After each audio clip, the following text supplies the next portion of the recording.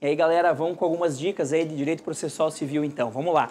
Então, pessoal, como o Barbieri já me apresentou, eu sou o professor Guilherme Corrêa, professor aqui do Aprova de Direito Processual Civil. E a ideia aqui é trazer algumas dicas importantes para vocês para a tua prova do próximo domingo, do dia 15, tá? Primeira coisa que eu queria trazer para vocês é a questão da deficiência na representação processual. O que é isso? Do que eu estou falando? As hipóteses em que eu tenho uma pessoa jurídica que deve estar de forma adequada representada dentro do processo ou uma pessoa física que seja incapaz e que também deve estar de forma adequada representada.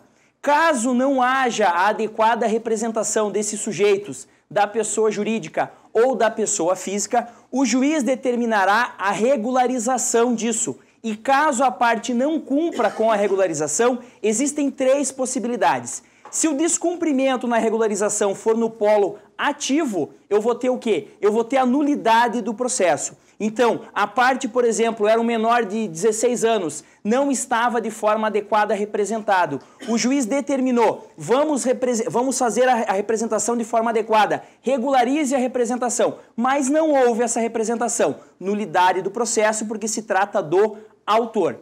Se o vício, se essa ausência de regularidade na representação for no polo passivo, for o réu que esteja de forma inadequada à sua regularização processual, ou uma pessoa jurídica não tenha a representação, não tenha lá a cópia do contrato social demonstrando que aquele representante pode estar representando essa pessoa jurídica. Se for no polo passivo, eu tenho a revelia do réu. Tá? E se for um terceiro, eu tenho a exclusão desse terceiro do processo. Então, muito cuidado, a OAB gosta de cobrar questão relacionada à regularização da representação processual. Então, repetindo, falha na regularização da representação, o juiz dá prazo para que haja a regularização e se não houver a regularização, polo ativo, nulidade do processo, polo passivo, revelia do réu, terceiro que entrou na lide, ele será excluído do processo. Bacana? Segunda dica que eu trago para os senhores, a questão da substituição das partes. Isso é muito importante, muita gente confunde, a FGV sabe que muita gente confunde e gosta de cobrar isso. O que eu estou falando para vocês? Artigo 42 do CPC. Artigo 42 do CPC vai falar sobre a alienação da coisa litigiosa. Então eu tenho algo que está sendo discutido em processo, vamos supor a propriedade de um veículo. E eu que estou discutindo a propriedade, alieno esse veículo no curso do processo. Não ocorre de forma automática a substituição processual. Anotem isso, a alienação do bem litigioso não altera a legitimidade das partes. Então eu, Guilherme, vendi o meu veículo para o professor Barbieri. Dane-se, eu vou continuar no processo em princípio, tá? Mesmo que o veículo hoje seja dele. Mas a lei resguarda o direito de o professor Barbieri, esse terceiro que está hoje titular da coisa, poder ingressar no feito na figura de assistente litisconsorcial. Então não se esqueçam, a alienação de coisa litigiosa não altera a legitimidade das partes, mas ele pode ingressar no feito como assistente litisconsorcial.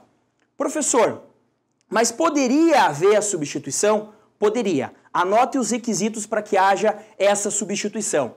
Há necessidade de requerimento desse terceiro. Então, o terceiro precisa requerer a substituição, ela não é automática e há anuência da parte contrária.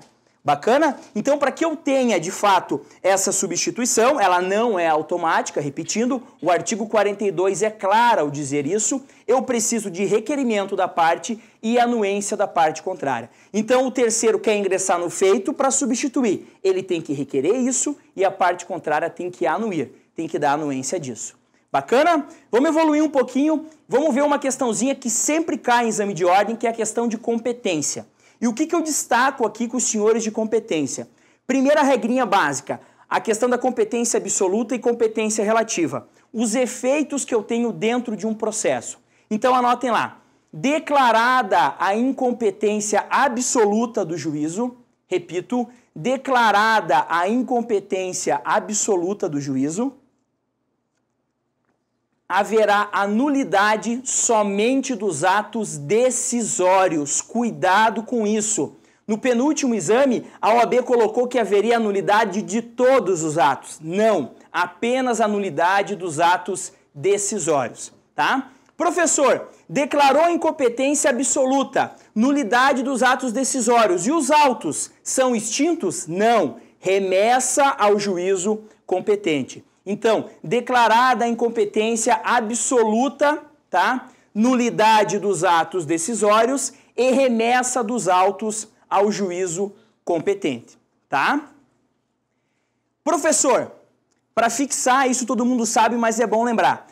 Incompetência absoluta pode ser declarada de ofício pelo magistrado e alegada pela parte em qualquer momento e grau de jurisdição. Pode ser alegada em qualquer momento e grau de jurisdição.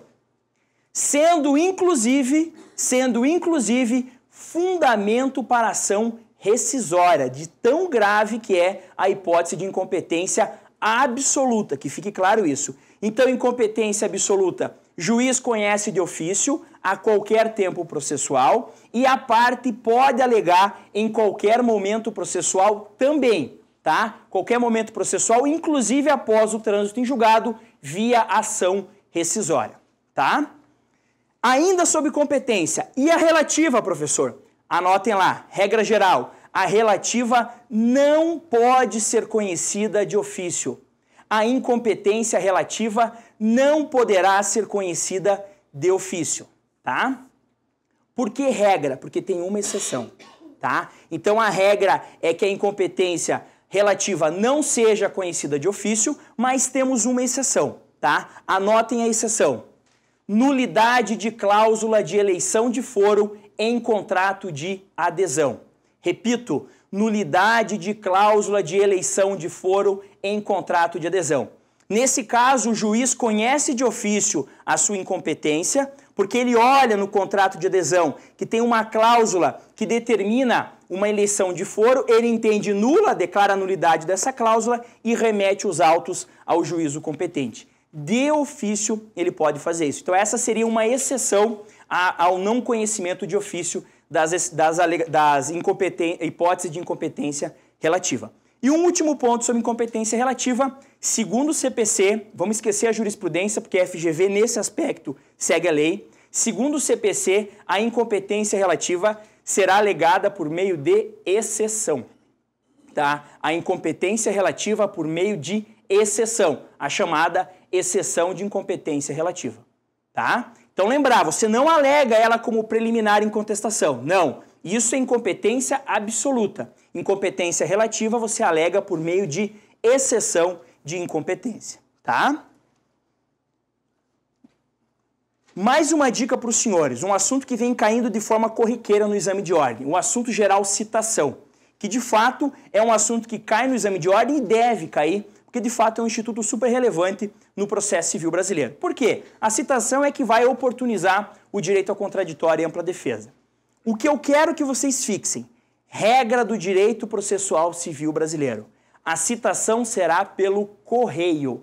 Esta é a regra. Citação pelo correio. Esta é a regra. Citação pelo correio. E por que eu digo que vocês têm que focar nessa regra? Porque vai ter examinador sacana que vai dizer o seguinte: ah, o réu mora em Curitiba e o processo tramita em Londrina. Sendo assim, a citação dele deverá ser por carta precatória. Não! A regra é por correio. Só será por carta precatória se tiver que ser uma citação por oficial de justiça. Então, muito cuidado com isso, tá? É muito fácil de você se enganar. Você dizer que uma citação fora da comarca tem que ser por carta precatória. Não, tem que ser por correio. A regra é por correio. Se eu tiver que citar essa pessoa por oficial de justiça, aí sim, aí eu vou ter que expedir uma carta precatória, tá? Professor, você fala em regra. Para toda regra existe uma exceção. Sim, nesse caso, mais de uma exceção. Anotem lá. As hipóteses em que não é possível a citação por correio do réu. Primeira situação, quando o réu for incapaz. Se o réu for incapaz, não será possível a citação pelo correio. Réu incapaz. Segunda hipótese, nas ações de Estado, que envolvam o Estado da pessoa, por exemplo, interdição. Eu quero interditar alguém.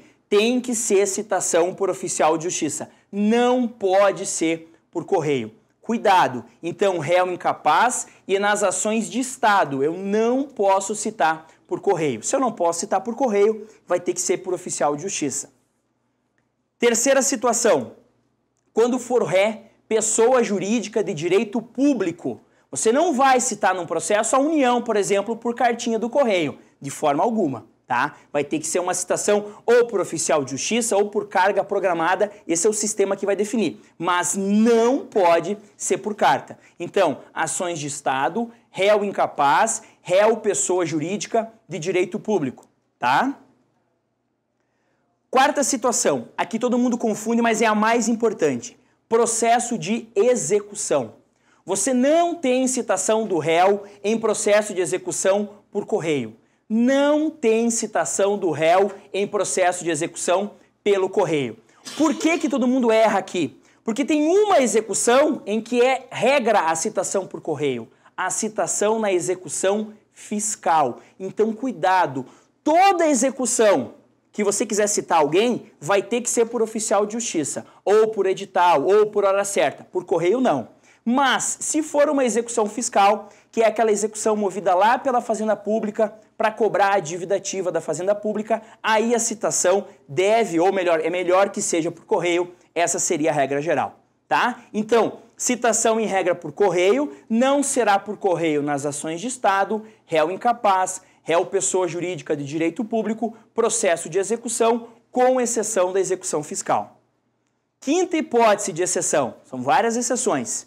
Local em que não é atendido pelo correio. E aqui é uma questão óbvia, uma questão de impossibilidade mesmo. Se naquela localidade o correio não chega, eu não tenho como citar por correio. E aí eu vou ter que arrumar um outro método de citação. Tá? E por fim, a outra hipótese em que a citação não será pelo correio quando o autor requerer de forma diversa. Então eu, Guilherme, vou mover uma ação, um processo de conhecimento normal contra o professor Otaviano. E eu faço o requerimento de que eu quero que a citação seja por oficial de justiça. Perfeito, sem problema nenhum, porque se eu não requerer, aí será a citação pelo correio. Bacana? Vamos avançar um pouquinho ainda na citação. Tópico importante sobre citação. Anotem a seguinte frase. O comparecimento espontâneo do réu,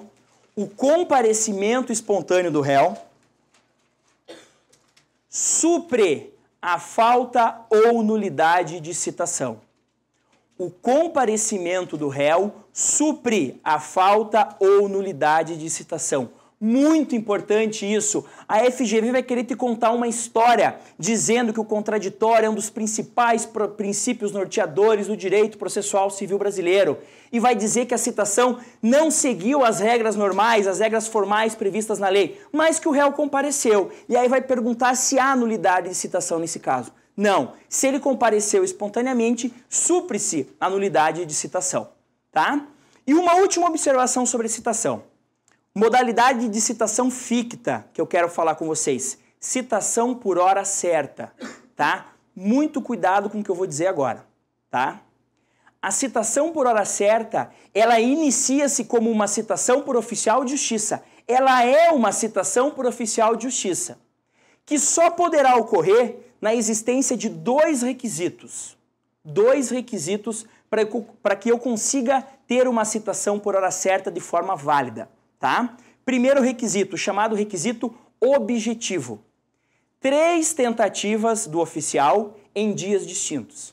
Então o oficial foi segunda na casa do cara, não achou. Foi terça na casa do cara, não achou. Foi sexta na casa do cara, não achou. Objetivo por quê? Porque não há discussão. Foi 3 vezes? Fui. Eram dias distintos? Eram. Cumpriu o requisito. Ponto final. E qual é o outro requisito? O requisito subjetivo. Anotem lá. Suspeita de ocultação. Suspeita de ocultação. Do que é que eu estou falando?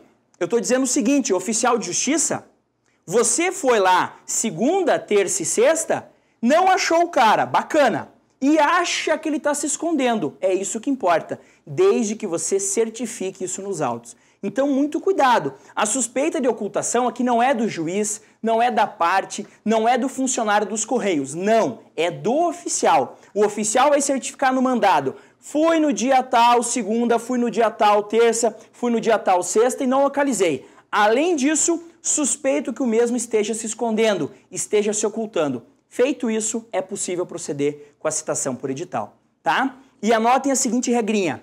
Citação por edital mais revelia, citação por edital somada à revelia. Então, citação por edital mais revelia igual nomeação de curador especial. Citação por hora certa, desculpem. Citação por hora certa mais revelia igual a nomeação de curador especial, tá?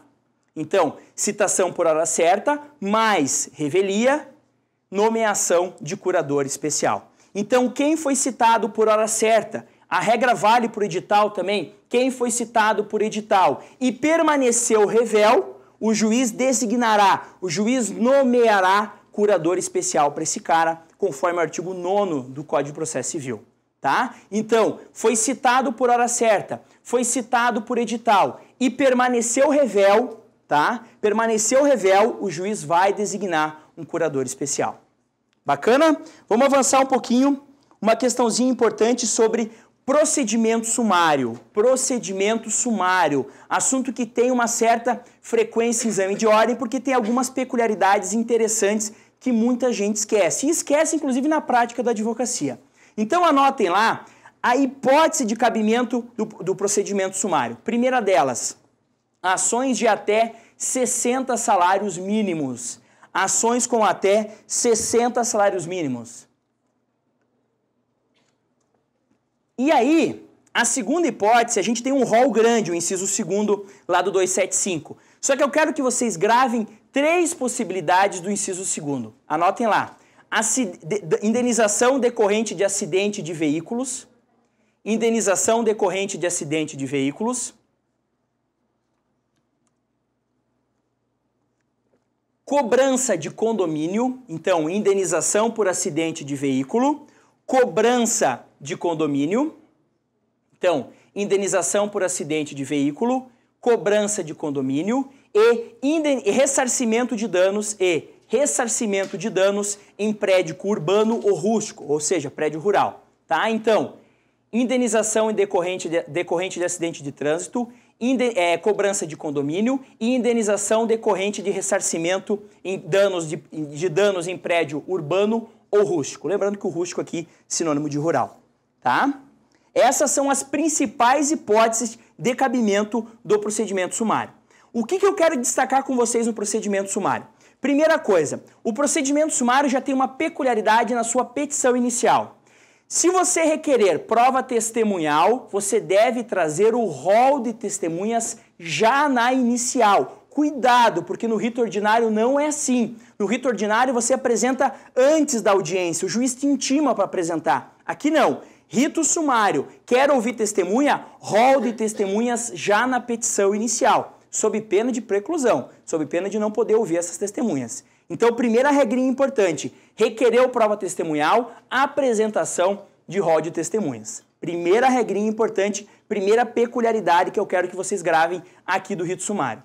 Segunda, requereu prova pericial, apresentação de quesitos e assistente técnico. Se você quiser, então, fazer perguntas para o perito, esse é o momento já. Quesitos. Se quiser indicar assistente técnico, esse também é o momento. Qual o momento? O momento da apresentação do ajuizamento da tua petição inicial. Então, muito cuidado, porque no rito ordinário é diferente. Só que cuidado, a FGV não vai te contar a historinha assim, ó. Ah, ajuizada uma petição inicial pelo rito sumário, deverá a parte. Não vai contar, ela vai dizer assim, fulano ajuizou demanda visando reparação de danos decorrente de acidente de trânsito. Aí você vai lembrar, opa, isso é rito sumário. Aí eu tenho que ter o que no rito sumário? Rol de testemunhas já em anexo e apresentação de quesitos já no momento da petição inicial. Muito cuidado com isso, tá? O negócio não é de graça dado para vocês,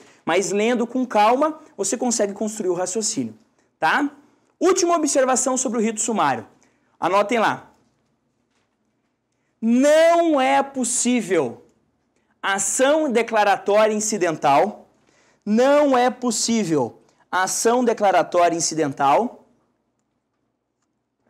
e intervenção de terceiros. Não é possível ação declaratória incidental nem intervenção de terceiros no rito sumário. Então vocês não vão ver oposição no rito sumário, vocês não verão isso daí. Não pode, tá? Tem algumas hipóteses de intervenção de terceiros que a lei expressamente autoriza. Anotem lá. Assistência é possível. Então é possível assistência na intervenção de terceiros, no rito sumário, desculpem. É possível a assistência no procedimento sumário. É possível o recurso de terceiro prejudicado. Então tem uma sentença e eu tenho um prejuízo jurídico com aquilo. Eu posso recorrer, mesmo que seja um rito sumário, tá? Então, recurso de terceiro prejudicado é possível, assistência é possível e a última hipótese, intervenção fundada em contrato de seguro. Então, se você vê uma ação de indenização por acidente de trânsito, você vai ver o réu denunciando a lide a seguradora. Vai. Por quê? Porque o fundamento é o contrato de seguro. Aí é possível. Então, cuidado. A intervenção de terceiros no rito sumário só cabe se for assistência, o recurso do terceiro prejudicado ou se essa intervenção tiver por fundamento o contrato de seguro. Tá? Avançando um pouquinho. Questão da reconvenção. Reconvenção, assunto super importante, tá? Que tem caído com certa frequência no exame de ordem, apesar de não ser um assunto muito comum na prática da advocacia, tá? Mas é importante lembrar o que da reconvenção. Anotem lá, a reconvenção é o contra-ataque do réu contra o autor. Reconvenção é o contra-ataque do réu contra o autor.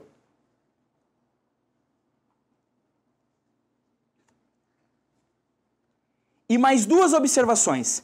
A desistência da ação principal não afeta a reconvenção.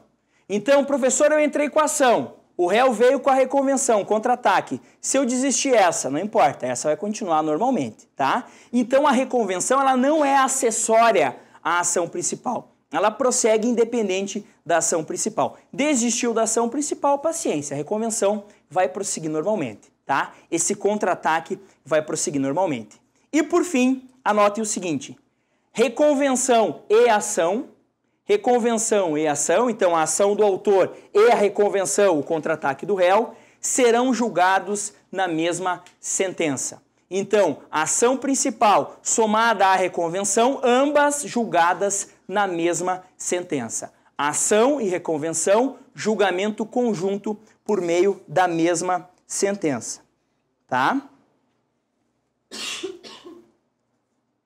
Outro assunto super importante, tá? Esse também com grande incidência. A ideia aqui é focar nas grandes incidências do exame de ordem. Revelia, tá? Assunto super polêmico, super complexo e sempre tem lugar garantido em alguma questãozinha de processo civil da tua prova. Anotem o que é revelia. Ausência de contestação. Revelia é ausência de contestação. Cuidado, não é ausência de defesa, é ausência de contestação. Revelia é igual a ausência de contestação. Esse é o conceito de revelia, ausência de contestação, tá? Professor, saber o que é revelia já entendi. O que é importante? Efeitos da revelia. Anotem lá. A revelia possui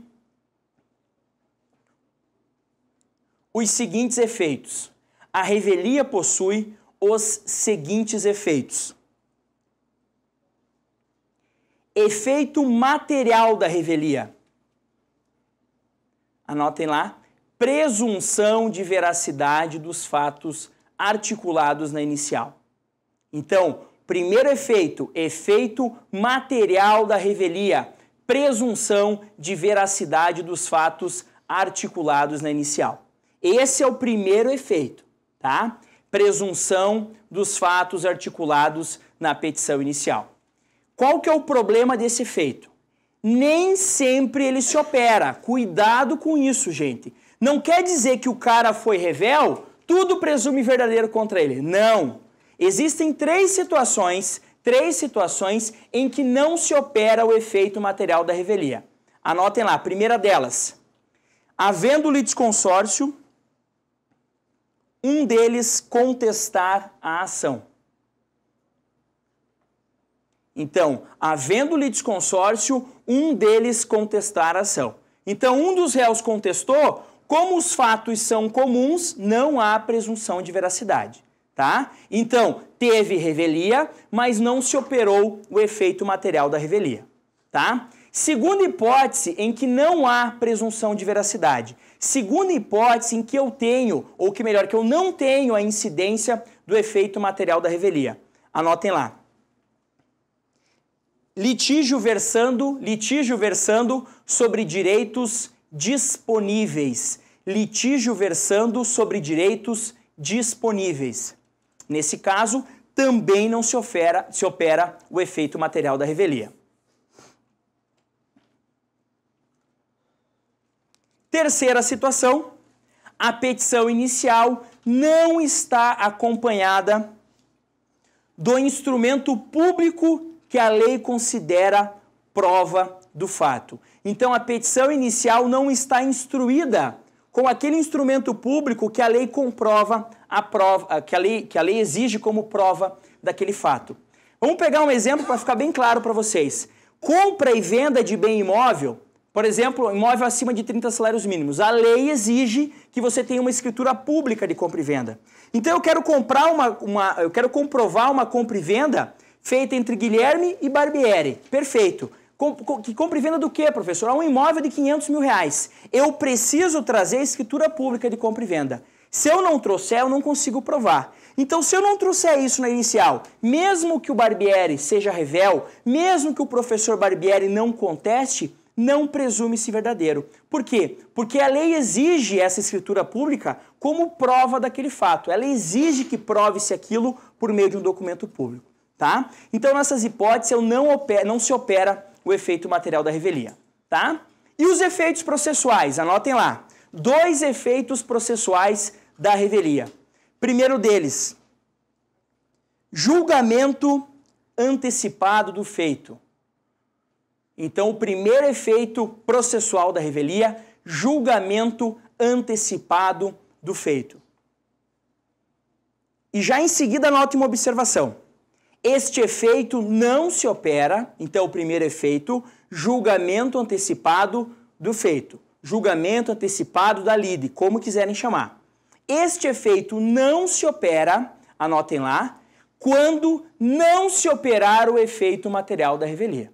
Tá? Então, o julgamento antecipado da lide não se opera se não houve o efeito material da revelia. A ideia é o quê, gente? Só para vocês entenderem. Eu julgo antecipadamente algo porque eu não preciso produzir provas sobre aquilo.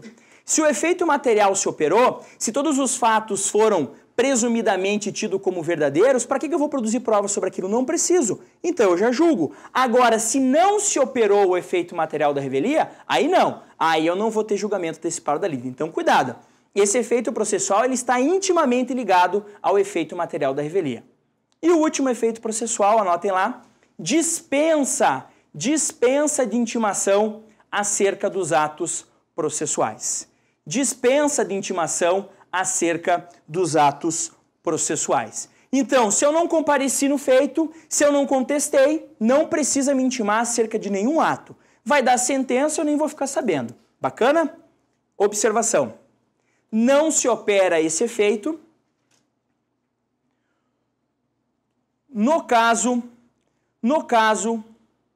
em que a parte constituiu advogado nos autos.